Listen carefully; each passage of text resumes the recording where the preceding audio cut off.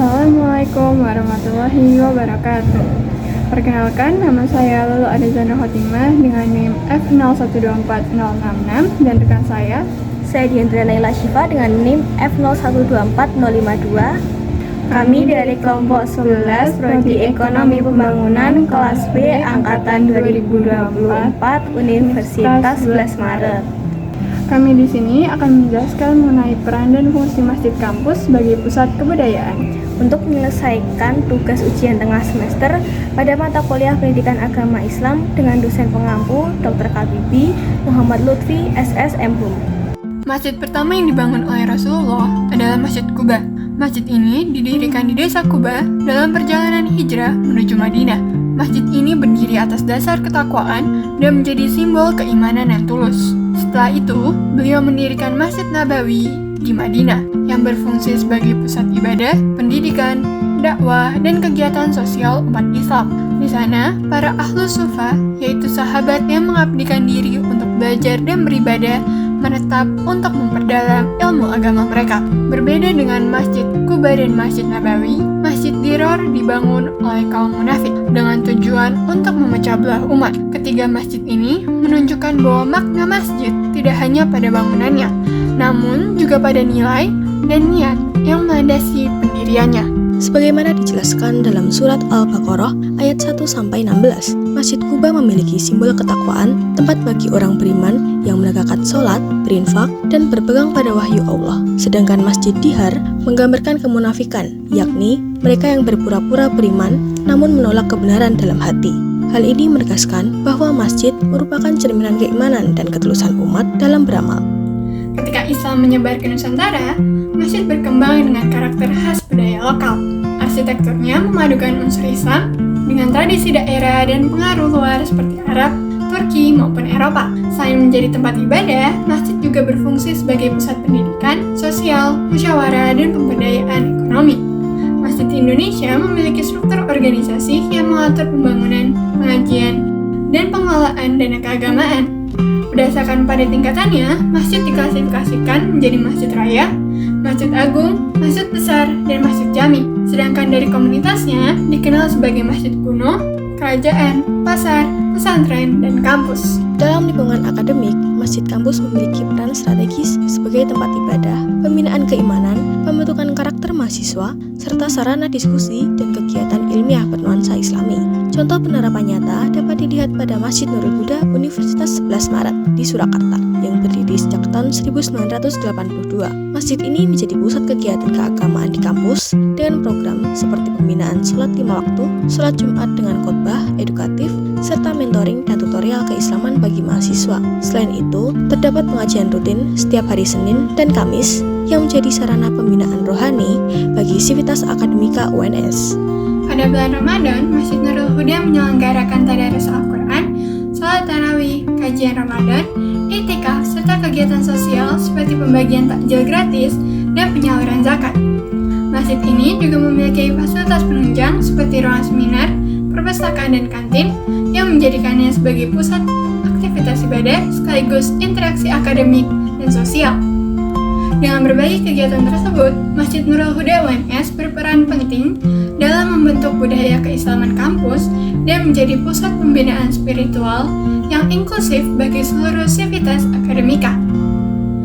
Dapat disimpulkan bahwa Masjid Nurul Huda UNS telah menjalankan fungsi masjid sebagaimana konsep Islam, yaitu sebagai tempat ibadah, dakwah, pendidikan, sosial, dan kebudayaan. Masjid kampus bukan hanya menjadi tempat sujud, tetapi juga menjadi sumber nilai dan peradaban. Keberadaannya menjadi bukti bahwa masjid dapat menjadi pusat kebudayaan Islam dan lingkungan akademik modern.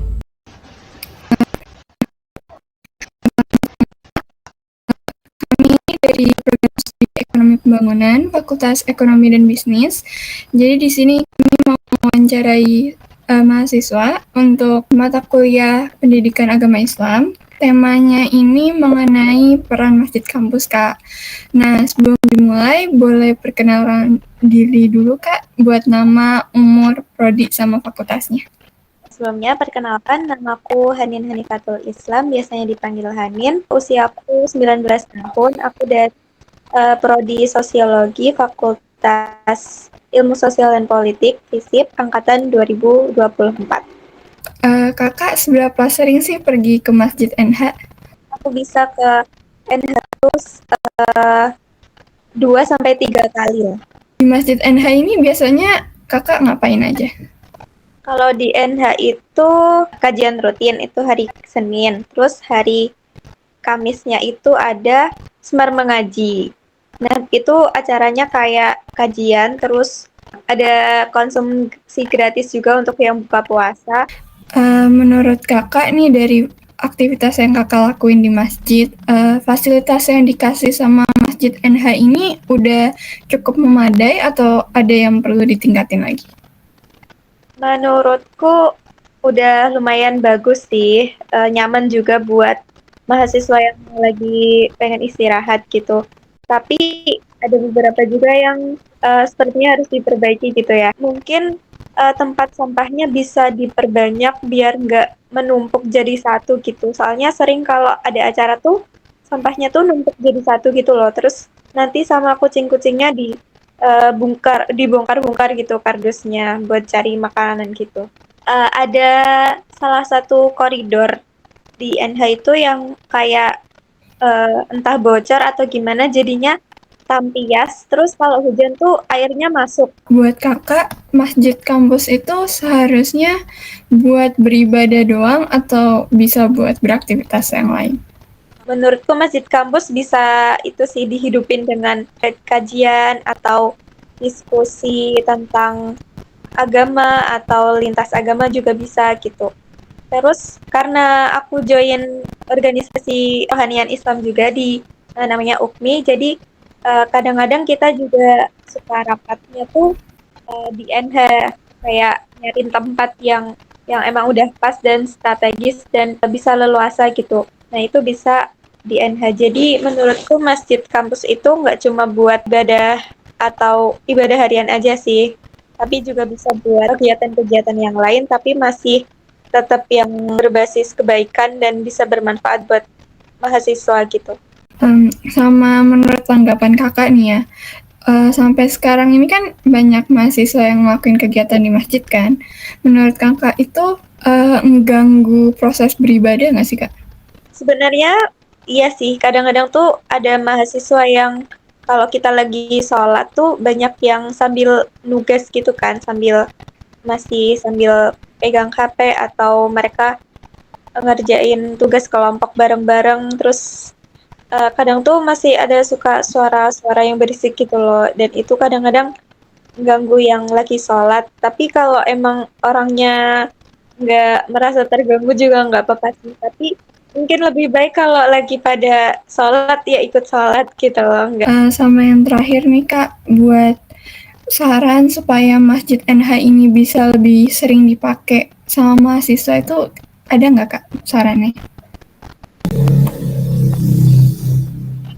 Kegiatan Islami yang menurut mahasiswa tuh menyenangkan gitu. Mungkin diskusi buku di perpus atau kajian yang lebih umum, yang materinya tuh nggak cuma yang sekedar dosen-dosen di kampus gitu loh, yang mungkin bicaranya bisa dari luar, yang itu bisa mantik para mahasiswa buat datang gitu loh.